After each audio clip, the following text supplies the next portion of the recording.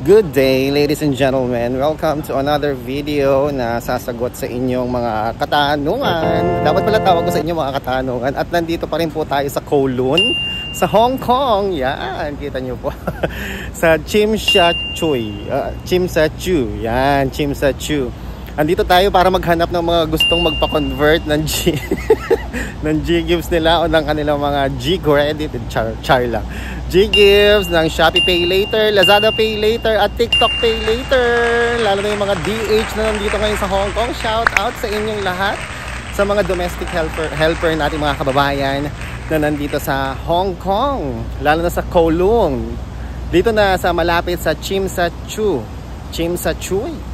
TST mga kaibigan.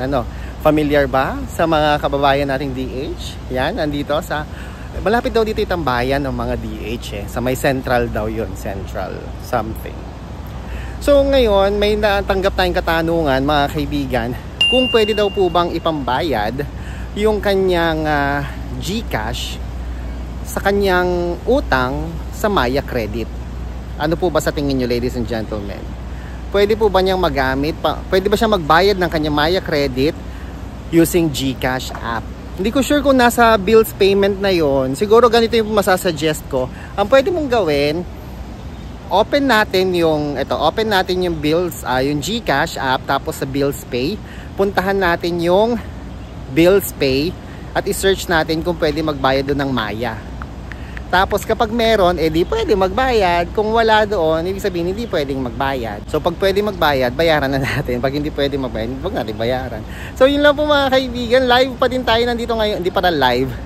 Recorded pa rin tayo nandito sa Hong Kong para magpa-convert ng inyong mga TikTok Pay Later, ng inyong mga G-Gifts kahit nasa Hong Kong ako at kayo'y nasa Pilipinas o nasa kahit saan mang panig ng daigdig.